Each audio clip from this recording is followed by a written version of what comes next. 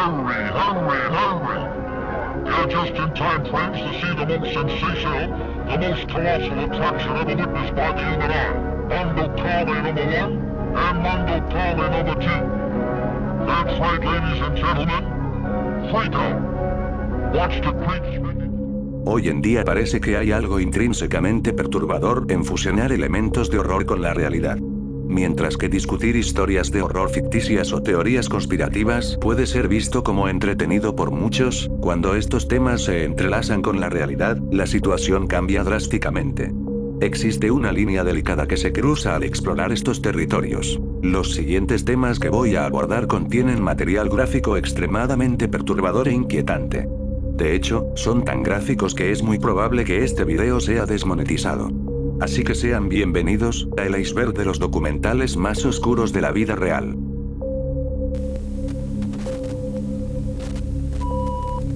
Hulk Films. La siguiente película contiene material gráfico como muerte violenta de todas las edades, asesinatos que tal vez hayas visto o no en el pasado. Las películas Mondo o Documentaries tienen como objetivo ser pseudo-documentales y tomar algo sensacional o perturbador, generalmente algo ampliamente considerado como tabú como la muerte o el sexo, y presentarlos a la audiencia de manera objetiva para transmitir un mensaje. Hulk Films de Shirosaki Yotaka es una película Mondo, pero no de la misma manera. Pues antes de adentrarnos en la película, creo que es necesario explicar más sobre quién es el director de la película. Shirosaki Yotaka es un fotógrafo. Mejor dicho, un fotógrafo inusual, pues este se especializa como fotógrafo de cadáveres, lo cual comenzó en 1994 y desde entonces ha tomado fotos de muertes en Tailandia, Colombia, Rusia y otros lugares del mundo. Se dice que ha fotografiado más de 1000 cuerpos muertos a lo largo de su carrera, no ceremoniosamente preparados y lavados, sino cuerpos en velorios o funerales, cuerpos descompuestos, cuerpos desgarrados o encontrados tirados en la carretera y cuerpos encontrados en vertederos dejados para ser reclamados por la naturaleza. Shirosaki no encuentra accidentalmente estas escenas, es su trabajo buscar estas cosas, y eso es exactamente lo que hace para Hulk Films. Hulk Films no tiene trama en absoluto. Todos los documentales de la historia tienen un objetivo, pues toman alguna idea que quieren que la audiencia entienda y reflexione sobre ello. Hulk Films es una serie de cortometrajes desarticulados que simplemente te dejan vacío. Es impactante y grotesco, pues nos muestra imágenes crudas de accidentes automovilísticos destrozados, personas muriendo de hambre y personas quemándose vivas. Pues ya que este documental está completamente comprometido con mostrarnos la realidad inquebrantable de la muerte, ya sea que puedas soportar estos clips o tengas que apartar la vista por un momento. La muerte no se preocupa, la muerte no te dará una advertencia, te sorprenderá, persistirá y no cederá. El documental sin narración y con poca o ninguna música, solo ofrece una capa sombría a una película ya desgarradora. Hulk Films te deja completamente solo con la cruda realidad de los humanos y la naturaleza de la muerte. Este documental no te toma de la mano en nada. Pues dentro de los primeros 30 segundos de la película, te quedas cara a cara con una imagen ampliada de la pierna de un joven que ha sido amputada en la rodilla y aún tiene un rudimentario torniquete justo encima de la amputación hecho solo con un trapo sucio. Esta imagen permanece solo por un segundo antes de pasar al mismo hombre gimiendo de agonía. Más adelante en la película, lo que parece ser policías responden a una llamada de radio en una carretera transitada y cuando llegan a la escena, encuentran un cuerpo por su cuenta, le falta un pedazo de carne y los órganos están expuestos y sin dudarlo un segundo, la cámara se acerca a la pobre alma que se encontró con el accidente y te obliga a presenciarlo todo. En otra escena en la película, el segmento más largo con diferencia, muestra a un grupo de personas desenterrando cuerpos para recolectar sus huesos con fines religiosos. La mera indiferencia de las personas en esta película al presenciar estas cosas es incomprensible. La película termina con hombres y mujeres vestidos de negro transfiriendo lo que parece ser huesos viejos y rotos a una especie de olla usando un par especial de palillos chinos. Las risas de los presentes se escuchan dispersas mientras luego agregan dinero a la olla antes de que sea sellada y se la llevan en un coche antes de ser conducida lejos. Aunque suene macabro, en realidad es una ceremonia japonesa tradicional de cremación, donde los familiares se reúnen en una habitación y el personal del crematorio hace un recorrido guiado de los huesos y señala indicadores de enfermedades mostrados por los huesos y los efectos de los medicamentos. Utilizando un par especial de palillos chinos, seleccionan un hueso de cuello en particular que parece contener una figura de Buda sentado. Luego todos allí, sin importar la edad, toman un par de palillos y transfieren los huesos a una olla pequeña. Pues las risas suenan mientras los huesos de un pariente fallecido son transportados en un automóvil. Es una escena que realmente te perturbará. Algo que es tan común en la vida diaria para una persona es aterrador para otra. Las películas y documentales te dan la oportunidad de formar opiniones basadas en hechos, de aprender sobre el mundo en el que vivimos y de educar a los ignorantes. En mi opinión, yo argumentaría que este documental no es diferente. No hay nada más humano que la muerte, ya sea una muerte agresiva y mutilante o un sueño pacífico al final de décadas felices. Es la única parte de la vida que es cierta. Muestra la muerte tal como existe, no un filme bien editado con música hermosa y un respetuoso desvanecimiento a tu final. En cambio, pasa de la muerte a la muerte, de la lesión a la lesión, aterradora en un momento, desaparece al siguiente. Hunk Films no vacila ante la muerte, no tiene, por decirlo así, simultáneamente ninguna trama y, sin embargo, tiene la trama más antigua concebida, la trama de la naturaleza humana.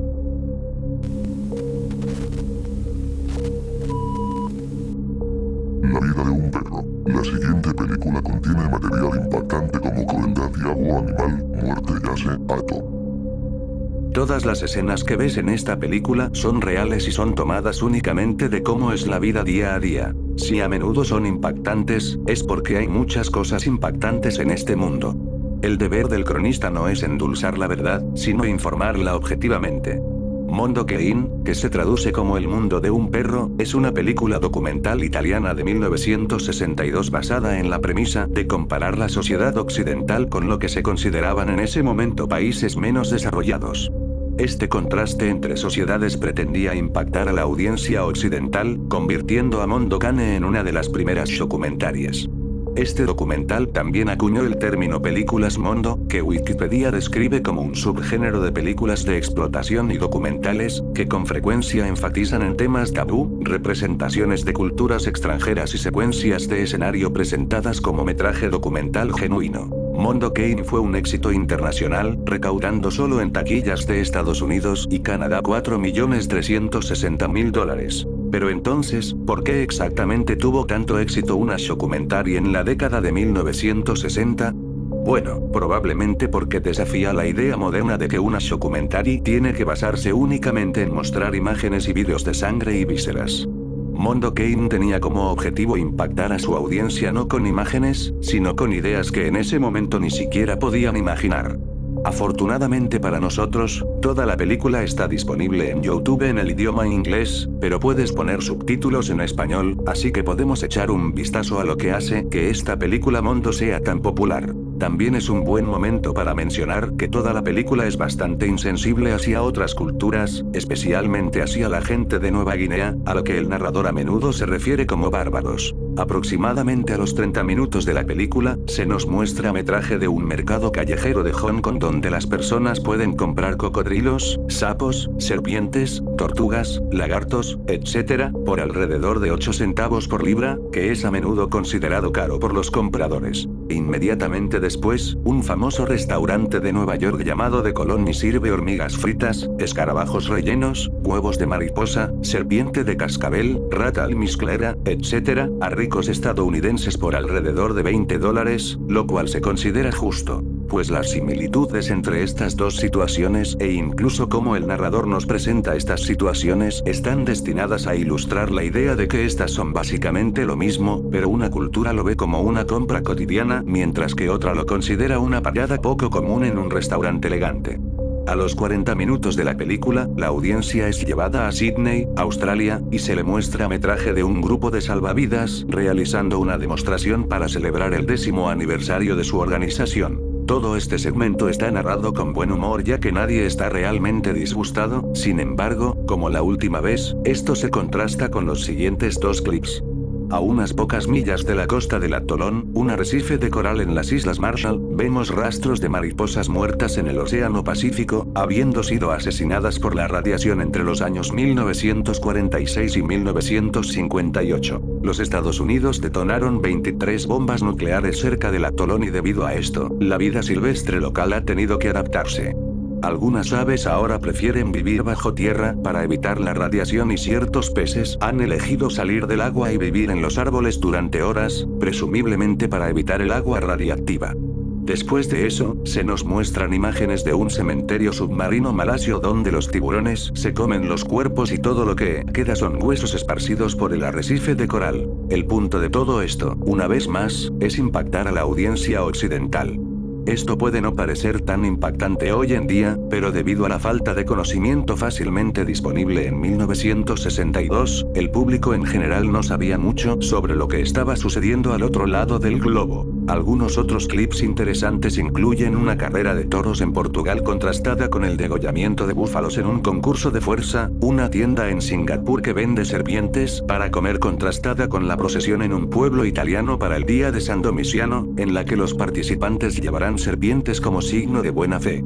En resumen, si estás buscando algo sangriento para ver, entonces Mondo Cane no es el documental que estás buscando, pero si estás buscando un shock cultural a la antigua usanza del primer documental del mundo, entonces sí, es posible que quieras echar un vistazo a Mondo Cane.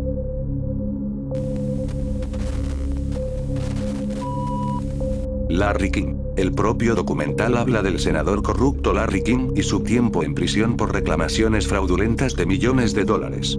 Pero la historia detrás del senador, según este documental, era que Larry tenía escondido algo mucho peor que cometer fraude. Larry King fue la estrella de ascenso más rápido en todo el Partido Republicano de los Estados Unidos durante toda la década de 1980. Y también fue uno de los individuos más malvados en ese país en términos de ser un traficante de niños, en términos de ser un ladrón de 40 millones que documentaron que robó, y en términos de usar y comprometer y corromper uno tras otros políticos. Financiaría campamentos de la iglesia, uno específicamente llamado Boys Town, luego contrataría hombres para hacerse amigos de algunos de los niños en el campamento, antes de invitar a esos niños para fiestas especiales y sorpresas. Estas fiestas especiales supuestamente eran nada menos que orgías sexuales pedófilas, orgías sexuales que se celebraron y patrocinaron Larry King. Si quieres ayudar a la ciudad de los niños Town, envía tu donación deducible de impuestos al padre Val Peter, Ciudad de los Niños, Nebraska 68010. Se le preguntó a la iglesia por qué ninguna de las víctimas estaba hablando, solo para descubrir que los niños estaban de hecho hablando, pero a las personas equivocadas. Una vez investigados, encontrarían documentos escritos de niños hablando sobre sus eventos y encontrarían con frecuencia que el nombre de Larry King apareció en cada testimonio ignorado. A pesar de la investigación, Larry King permaneció libre para alimentar sus fiestas pedófilas con niños víctimas. Pero en 1988, una revisión de rutina trajo los casos de la ciudad de los niños a la atención de la revisión de los hogares de acogida del estado de Nebraska. La información presentada a la Junta de Revisión de Cuidado de Crianza, ya sea a través de informes telefónicos, informes personales o informes revisados, mostró que el nombre de Larry King estaba consistentemente presente como alguien contra quien los jóvenes estaban haciendo acusaciones. Cuando salió a la luz los esquemas fraudulentos de Larry, fue investigado por el IRS y el FBI, pero cualquier prueba de los anillos sexuales de King desapareció. Como el juicio de Larry estaba a punto de comenzar, todos los que conocían e investigaban su vida secreta fueron marcados anónimamente y luego amenazados con permanecer en silencio. Después, el documental muestra varias grabaciones de víctimas que han asistido a estas fiestas y los detalles en los que entran son difíciles de escuchar. Hay una o dos escenas, pero no las estoy mostrando porque son demasiado grotescas para mostrarlas. Alan Bear was a sick fuck. Didn't care, wanted sex, nasty, I don't even know if you can call it sex, and take it any way he can get it, pay for it, he liked to, but if he had to take it by force, he would. Larry King was the same kind of sick fuck Alan Bear was, except Larry King was more violent.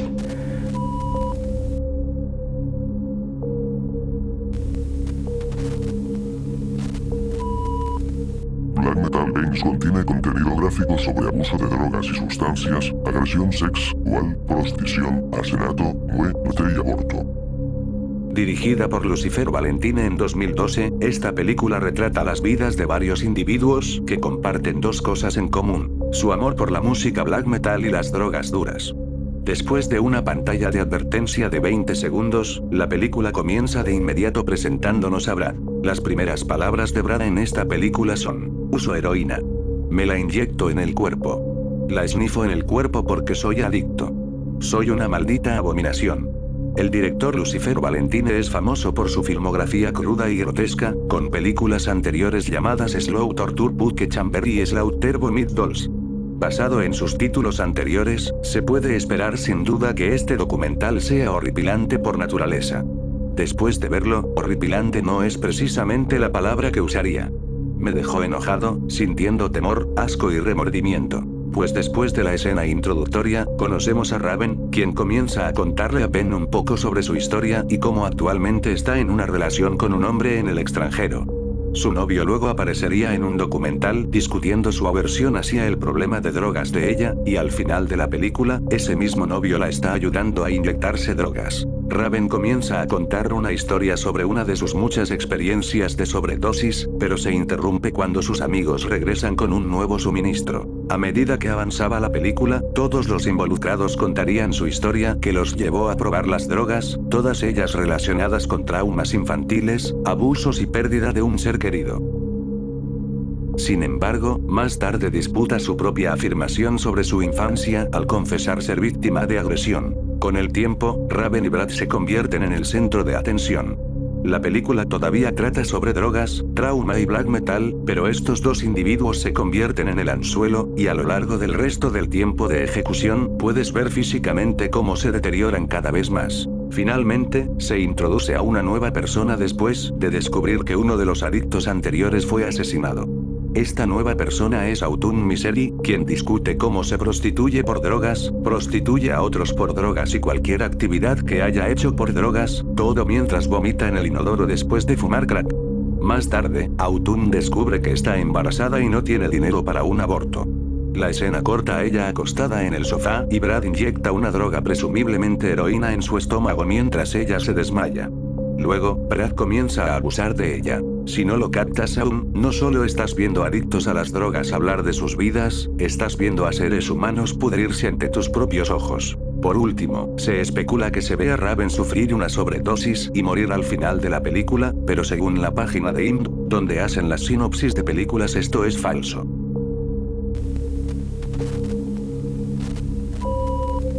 El documental fue lanzado en YouTube en septiembre de 2021 por el canal independiente POF. El documental discute el crucial período de 3 décadas en la lucha de Irlanda del Norte por la independencia y la unidad.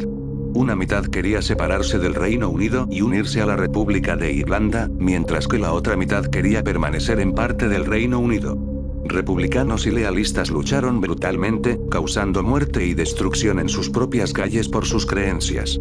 Sin querer perder la tierra, el Reino Unido intervino con su propia asistencia, incluidas operaciones psicológicas clandestinas. Pues en este documental se centra en un individuo en particular, Colin Wallace, quien sería etiquetado como la vanguardia de lo que hoy se conocería como noticias falsas. Comenzando en el Ministerio de Defensa, eventualmente se encontró ascendiendo hasta trabajar con operaciones clandestinas diseñadas para crear historias contra el IRA, retratándolos como comunistas y satanistas.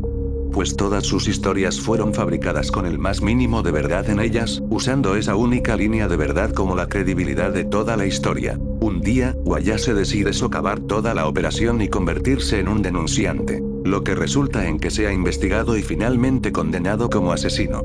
Sin embargo, más tarde se descubre que la historia del asesinato era completamente falsa, y las acusaciones contra Wallace son retiradas, liberándolo de la prisión. Wallace afirma que hubo 2 eventos en su carrera que consideró inexcusables. Uno fue cuando le exigieron que fabricara una historia falsa y una campaña de difamación contra su propio primer ministro, lo cual encontró inaceptable como individuo patriótico. Pero el segundo evento podría ser aún más relevante. Las autoridades descubrieron un anillo de pedofilia subterráneo en un hogar operado por un grupo lealista. Sin embargo, las autoridades silenciaron la historia por temor a perder la guerra de propaganda, lo que llevó a Wallace a abandonar su posición y revelar la verdad al mundo. A pesar de su revelación, Wallace señala que muchas de las tácticas que implementó en ese entonces todavía se están utilizando ampliamente hoy en día. Si estás listo para pasar casi 4 horas seguidas de este documental, espero y leerte en los comentarios y saber qué te causó a ti, pero personalmente no lo recomiendo. A principios de la investigación de la película, me di cuenta de que un montón de sitios web de resúmenes eran bastante vagos y vacíos, como si ellos mismos no pudieran encontrar las palabras para poder describir semejante abominación. 50 hombres vivieron durante 12 meses en un manicomio, pasando sus días en un solo plano y teniendo poco contacto con el equipo médico. Cada uno de los internos no está allí por problemas mentales, sino por haber cometido crímenes contra funcionarios. A las puertas de una institución mental del suroeste de China, los pacientes están confinados a una sola planta de un edificio, con escaso contacto con el mundo exterior. Pues aquí todo es válido. Me pareció una película de miedo carcelario, pero no lo era. Por mucho más allá de ver vídeos grotescos y fuertes, me pareció algo superior y muy diferente. Sin música, sin narración, sin historia.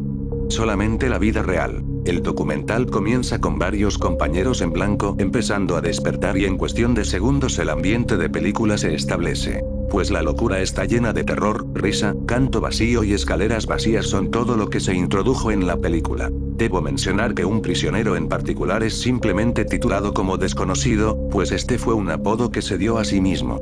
El prisionero es mudo, toda su historia era blanca, simplemente porque nadie en el instituto sabe quién es. Por lo tanto, es simplemente, eso, un desconocido. A lo largo del documental, se les proporcionan medicinas, se presentan quejas, y de pronto la toma de la cámara, captura a un interno lavando los pies de otro. Se hace un poco más claro por qué este documental es casi 4 horas de duración, como esta escena, ya que esta escena dura varios minutos. La razón, posiblemente, es para ser visto como un símbolo religioso o podría muy bien ser una razón de intimidad.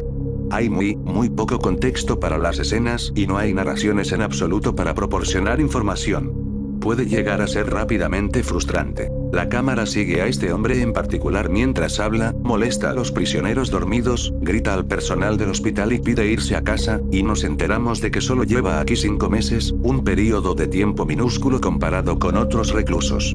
Pues acabamos centrándonos mucho en él. De nuevo, está claro que el documental no tiene una historia, está claro que no quiere una historia, ni siquiera quiere convertir esto en una historia, simplemente quiere que seas testigo, que experimentes este purgatorio humano.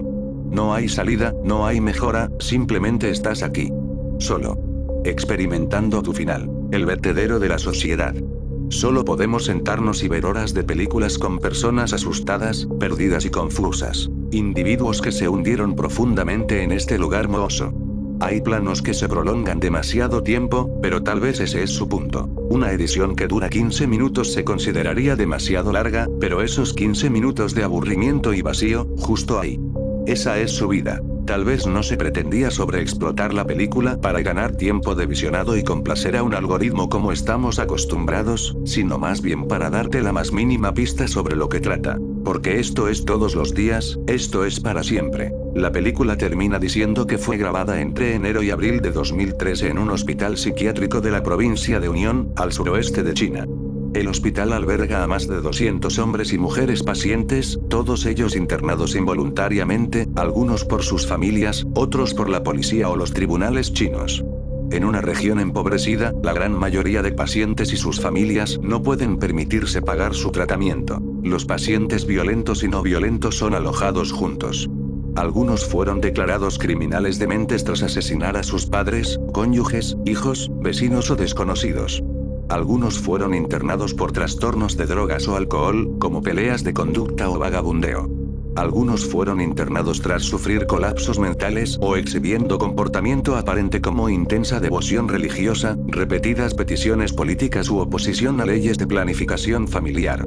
Otros fueron internados simplemente por ser discapacitados en su desarrollo, a la deriva o abandonados, incapaces de comunicarse o de cuidarse a sí mismos. Entré en esto con la expectativa de asalto, abuso, negligencia, gore y libertinaje, y en vez de eso, terminé esta película sintiéndome vacío y avergonzado.